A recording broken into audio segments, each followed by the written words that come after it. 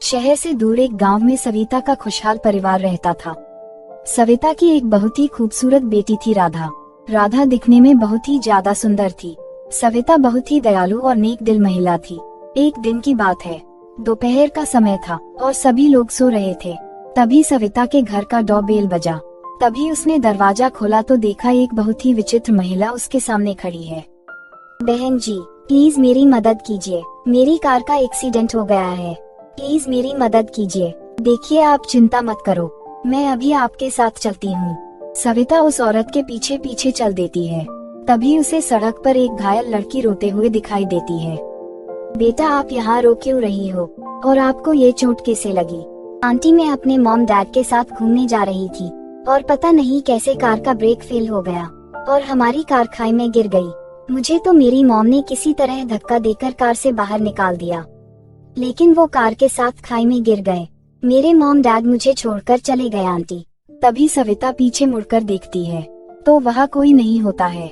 वो समझ जाती है कि वो जो महिला उससे मदद मांगने आई थी वो और कोई नहीं बल्कि उसी बच्ची की माँ थी, जो अब इस दुनिया में नहीं रही। हे भगवान, मैंने सुना था माँ अपने बच्चों का मरकर भी साथ देती है और आज खुद देख भी लिया। रोते नहीं बेटा, चुप हो जाओ। होनी को आज तक कोई नहीं टाल पाया है, शायद ईश्वर की यही मर्जी है। चलो मेरे साथ मेरे घर। और फिर सविता उस लड़की को अपने घर ले आती है। बेटा, क्या नाम है आपका और आपका घर कहाँ है? मेरा नाम गीता है और हम सब दिल्ली से अपने होम टाउन घूमने आए थे और हमारा एक्सीडेंट हो गया। आंटी, मेरा इस दुनिया में अपनी मॉम डैड के सिवा कोई नहीं था और वो मुझे छोड़कर चले गए आंटी। ऐसा नहीं कहते बेटा, जिसका कोई नहीं होता है उनका ऊपर वाला होता है। सब कुछ उन्हीं की मर्जी से होता है। वैसे तुम मुझे मेरी बेटी राधा की तरह लगती हो। अब से तुम यहीं हमारे साथ रहना और खबरदार, आज से खुद को अकेला समझा तो। आज से हम सब तुम्हारे अपने हैं। अब रोना बंद करो। गीता सविता के गले से लग जाती है। तभी राधा स्कूल से आती है। अरे अरे, तुम कौन हो और इस तरह मेरी माँ से चिपक कर क्यों बैठी हो? माँ, ये लड़की कौन है, काली कलूटी सी? ये गीता है बेटी, और आज से यह हमारे साथ ही रहेगी। इसका इस दुनिया में कोई नहीं है, तो मैं इसे अपने साथ अपने घर ले आई। वाह माँ, आपने तो इस अच्छे खासे घर को अनाथ आश्रम बनाकर रख दिया है। इसका कोई नहीं तो घर ले आई। अरे माँ, इस दुनिया में अनाथ आश्रम नाम की भी कोई चीज होती है। मैं कहती हूँ ये कल्लो यहाँ नहीं रहेगी। राधा, ये क्या तरीका है किसी से बात करने का? क्या मैंने तुम्हें यह सिखाया है? ये कल्लो नहीं है, इसका नाम गीता है और अब से ये यही रहेगी। कान खोलकर सुन लो, ये मेरा आखिरी फैसला है। समझ गई? और गीता से तमीज से बात करना, वो उम्र में तुमसे बड़ी है। राधा गुस्से से वहाँ से चली जाती है। इसकी बातों का बुरा मत मानना बेटा, ये मेरी बेटी राधा है। लाड प्यार में कुछ ज्यादा ही बिगड़ गई है। अच्छा चलो, तुमने कुछ खाया भी नहीं होगा, जल्दी से हाथ मुंह धो लो, मैं तुम्हारे लिए कुछ खाने के लिए लाती हूँ। और फिर राधा और गीता बैठकर एक ही टेबल पर लंच करते हैं। राधा बेटा, गीता को भी अपने साथ जरा बाहर लेकर जाओ, वो भी थोड़ा घूम लेगी। जाओ बेटा। माँ, कल मेरा एग्जाम है, मुझे उसकी तैयारी करनी है।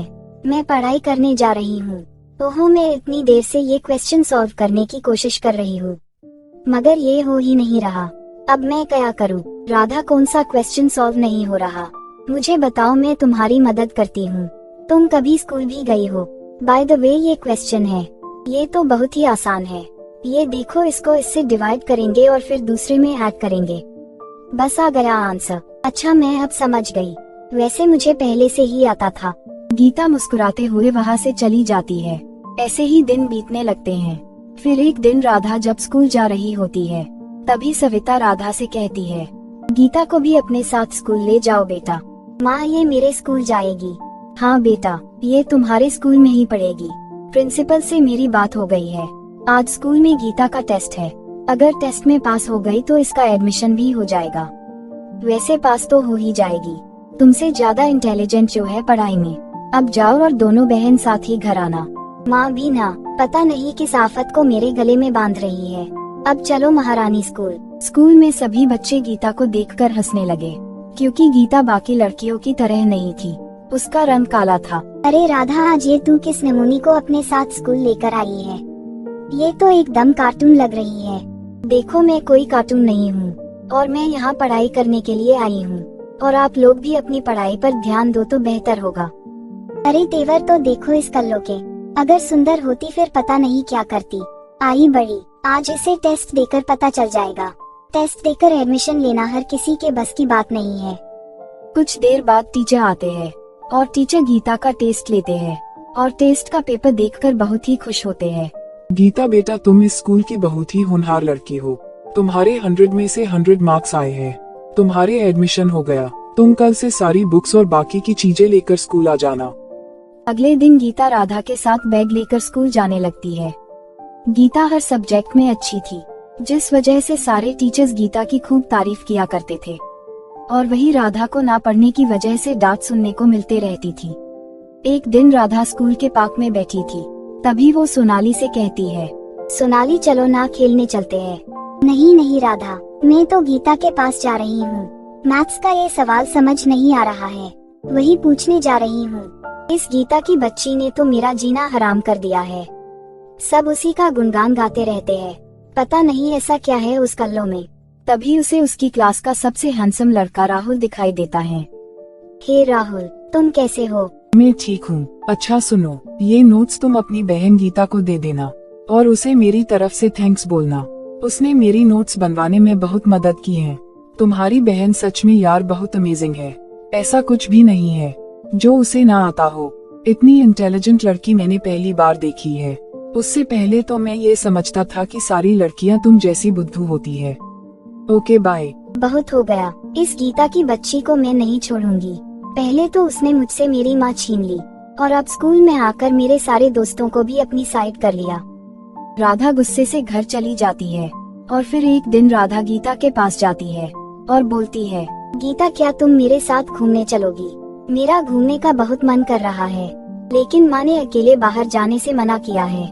तुम चलो ना प्लीज, मैं तुम्हें एक बहुत ही अच्छी जगह दिखाऊंगी जहाँ तुम आज तक नहीं गई होगी। चलो ना प्लीज, जब तुम्हारा इतना ही मन है तो ठीक है, चलो चलते हैं। फिर राधा गीता को एक ऊंची पहाड़ी पर ले जाती है और उसे धोखे से वहाँ से धक्का दे देती है। तभी गीता की माँ की आत्मा वहाँ आ जाती है और उसे बचा लेती है। बेटी तुम ठीक तो हो? हाँ माँ, मैं ठीक हूँ। माँ आप मुझे छोड़कर क्यों चली गई? माँ आप वापस आ जाओ, मुझे आपके साथ रहना है। माँ नहीं बेटा, अब मैं वापस नहीं आ सकती। मेरा घर अब आसमानों में तारों के पास है। मैं और तुम्हारे पापा तुम्हें बहुत याद करते हैं, और यहाँ तो तुम्हारे पास सविता जैसी एक और माँ है और राधा जैसी प्यारी बहन है। फिर भी तुम इतनी दुखी क्यों हो बेटा? माँ राधा मुझे बिल्कुल भी पसंद नहीं करती, क्योंकि मैं काली और बदसूरत हूँ। वो मुझे अपना नहीं मानती है माँ। उसे मुझे दीदी कहने में भी शर्म आती है माँ। वो हमेशा मुझसे नफरत करती रहती है, क्योंकि मैं इतनी बदसूरत होने के बावजूद भी सबके दिलों में अपनी जगह बना लेती हूँ। और आज इसी नफरत की वजह से उसने मुझे पहाड़ से नीचे धक्का दे दिया माँ। गीता बेटा, राधा अभी बच्ची है, उसकी बातों का बुरा मत माना करो। वक्त आने पर सब कुछ ठीक हो जाएगा। और बात रही तुम्हारे काले होने की, तो तुम मेरे साथ आओ। इतना बोलकर गीता की माँ की आत्मा उसे अपने साथ ले जाती है। बेटी ये पेड़ देख रही हो, ये एक जादुई नेल पॉलिश का पेड़ है। इस पेड़ की नेल पॉलिश लगाने से तुम भी बाकी लड़कियों की तरह गोरी और सुंदर हो जाओगी। इस जादुई नेल पॉलिश के पेड़ से कोई भी 3 नेल पॉलिश तोड़ लो। 3 नेल पॉलिश? लेकिन 3 नेल पॉलिश क्यों माँ? पहली नेल पॉलिश तुम्हारे लिए। इस पहली नेल पॉलिश को लगाते ही तुम भी राधा की तरह गोरी और सुंदर हो जाओगी। और दूसरी नेल पॉलिश तुम्हारी बहन राधा के लिए। तुम ये दूसरी नेल पॉलिश राधा को दे दो ना। इस नेल पॉलिश को लगाते ही राधा के मन में तुम्हारे लिए जो भी नफरत है वो खत्म हो जाएगी, और वो तुम्हें अपनी सगी बहन की तरह प्यार करने लगेगी। और ये तीसरी नेल पॉलिश सविता को मेरी तरफ से उपहार में देना। इस नेल पॉलिश को लगाकर वो जो भी बोलेगी वो सच हो जाएगा। अब तुम खुशी खुशी अपने घर जाओ, सब ठीक हो जाएगा बेटी। इतना बोलकर गीता की माँ की आत्मा वहाँ से गायब हो जाती है। गीता खुशी खुशी उस नेल पॉलिश को लगाती है। नेल पॉलिश लगाते ही गीता बहुत ही खूबसूरत लड़की में बदल जाती है, और फिर वो अपने घर वापस आ जाती है।